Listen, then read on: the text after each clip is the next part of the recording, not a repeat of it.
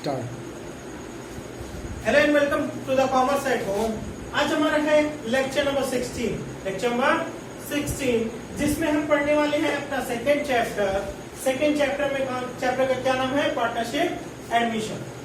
अच्छा, टॉपिक क्या है आज हमारी टॉपिक है P&L एडजस्टमेंट या रिवैल्यूएशन अकाउंट। क्या होता है P&L एडजस्टमेंट?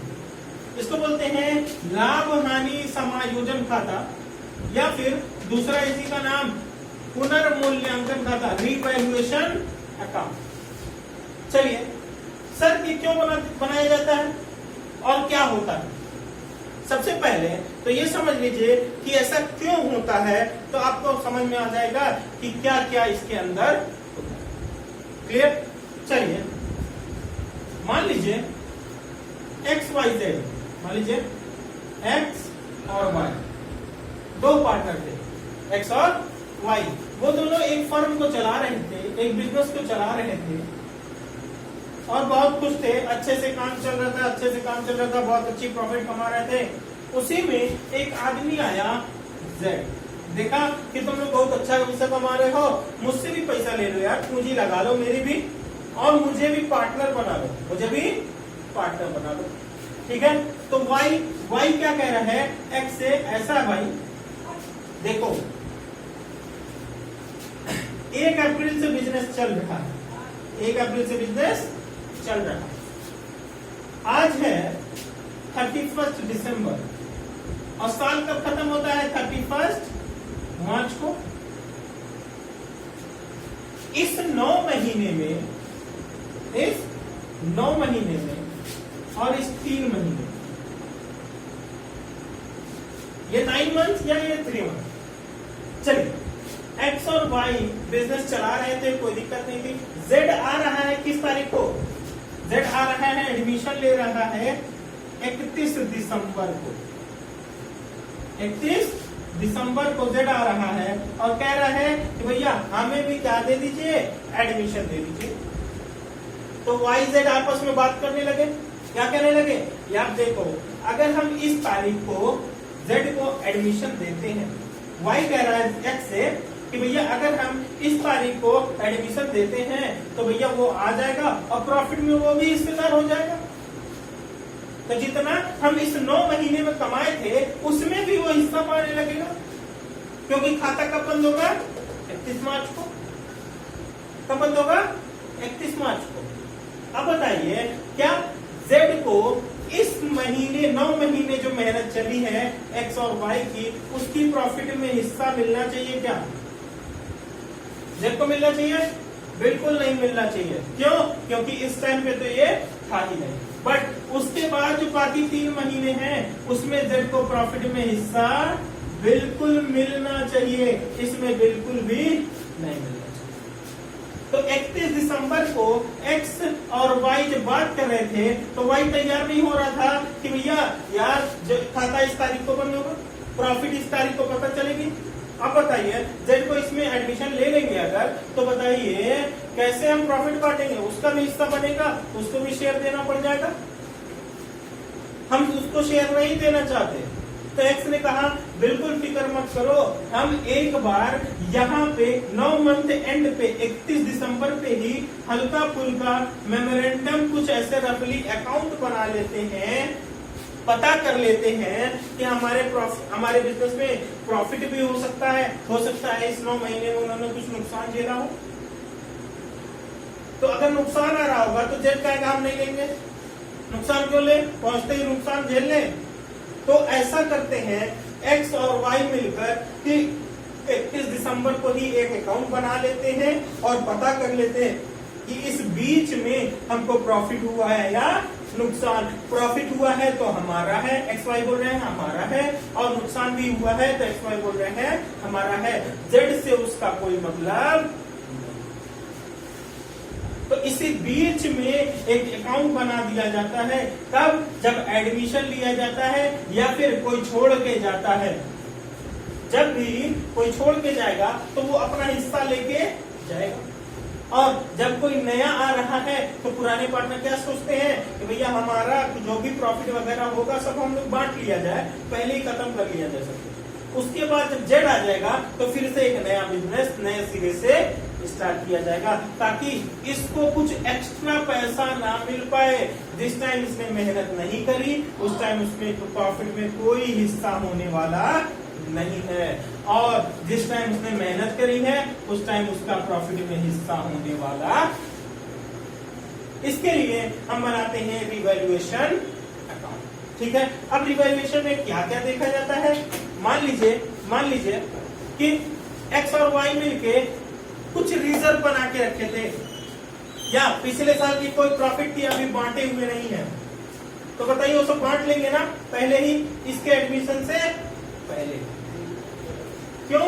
क्योंकि भैया तुम जेड हो, तुम अभी अभी आए हो, पुरानी वाली प्रॉफिट में तुमको कोई हिस्सा मिलने वाला नहीं है। अब जो नई प्रॉफिट होगी उसमें तुम हिस्सा पाना, बट इससे पहले का कोई भी पैसा, कोई भी प्रॉफिट, कोई भी लॉस, उसमें कोई हिस्सा तुम्हारा नहीं। ओके, चलिए तो इसका हम फॉर्मेट देख लेते हैं। फॉर्मेट कैसे?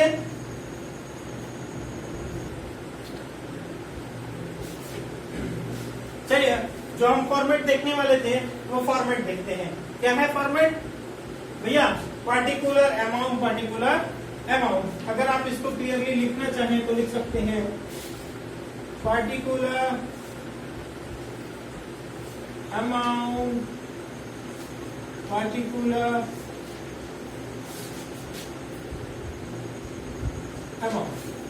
ठीक है। अच्छा सर, इसमें आता क्या है? साल के बीच में एक खाता बन रहा है, जब एडमिशन ले रहा है तभी बन रहा है, या कोई पार्टनर छोड़ के जा रहा है तब बन रहा है। अगर कोई एसेट बढ़ रही हो, मान लो तुम्हारे पास एक फर्नीचर थी जिसका दाम तुम्हें पता है कि 10,000 रुपए है, बट जब उसको आपने मार्केट में रेट लगाया तो पता चले 12,000 की बिक जाएगी। कितने की बिक जाएगी? 12,000। हम अपने बिजनेस में लिखे हुए थे एसेट कितने की? 10,000 रुपए की। जब हम बेचने गए तो उसकी वैल्यू कितनी हो गई? 12,000। तो बताइए 2,000 रुपए का प्रॉफिट हुआ, गेन हुआ या नहीं हुआ? बिल्कुल गेन हुआ सर। अगर कोई एसेट बढ़ जाती है तो फायदा होता है ना। अच्छा, इसी एसेट की वैल्यू पता चलती है कि 8,000 रुपए है तो नुकसान हो गया। अगर कोई एसेट घट जाए तो लॉस होता है। मतलब भैया जब एकदम ठीक पीएल की तरह बनता है, कोई गेन या प्रॉफिट इस तरफ आएगी, कोई एक्सपेंस या लॉस इस तरफ आएगी। ठीक है, चलिए अगर कोई एसेट बढ़ती है by increase in any asset, simple सी बात है। हम कोई भी तरफ से फायदा होगा तो इधर लिखेंगे, नुकसान होगा तो इधर लिखेंगे। ऐसे लिख दीजिए बाई एसेट, और यहां बना दिए प्लस। कोई एसेट बढ़ रही हो तो इस तरफ लिखा जाएगा। अच्छा, एसेट घट रही हो तो टू एसेट और माइनस का साइन बना। अगर घट रही हो तो इधर लिखेंगे।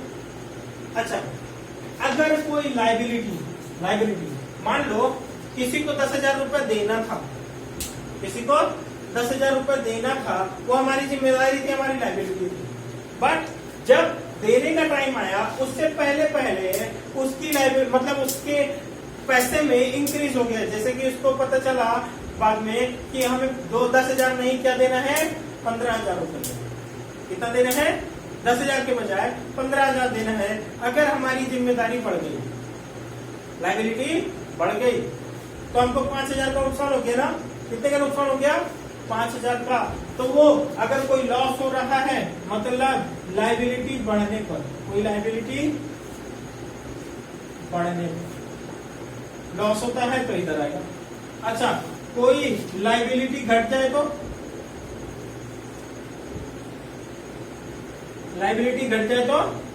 गेन होता है।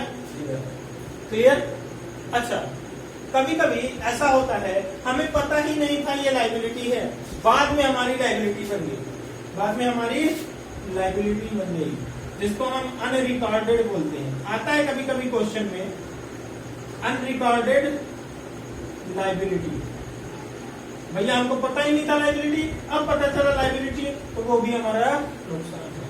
अच्छा, कोई एसेट हमको पता नहीं था, बाई अनरिकॉर्डेड एसेट, ऐसा कोई एसेट जिसको हमें पता ही नहीं था, बाद में हमें पता चला कि वो भी हमारा एसेट है, तो वो हमारा क्या है, गेन है। क्या हमारा गेन। अच्छा, हम खाते को बंद कैसे करते हैं, जैसे हर लेजर को बंद करते थे, इसको भी ऐसे बंद करते। अच्छा, प्रॉफिट साइड ज्यादा होगी, ये कम होगा, तो क्या आएगा, प्रॉफिट आएगा। इधर लॉस साइड ज्यादा होगा, प्रॉफिट कम होगी, तो क्या बचेगा, लॉस बचेगा। जिस तरफ भी आएगा उसको हम बैलेंस बांट देंगे। क्या बांट देंगे, बाई पार्टनर्स, या ऐसे लिख लीजिए, by loss on revaluation, by loss on revaluation A और बी दोनों को बांट देंगे।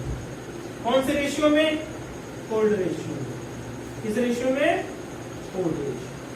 अच्छा, अगर प्रॉफिट आता to profit on revaluation, A और बी को बांट देते, ए और बी को किस रेशियो में, ओल्ड रेशियो।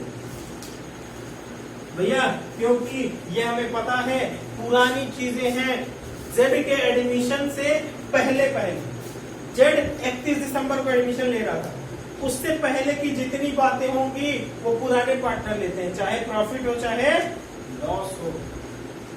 कौन बांट लेगा, ओल्ड पार्टनर। और कौन से रेशियो में, जब ओल्ड पार्टनर में जा रहा है तो ओल्ड रेशियो। ठीक है, चलिए ये था हमारा P&L एडजस्टमेंट या रिवैल्यूएशन अकाउंट। बनता दोनों सेम ही है, नाम कभी कभी अलग हो जाता है।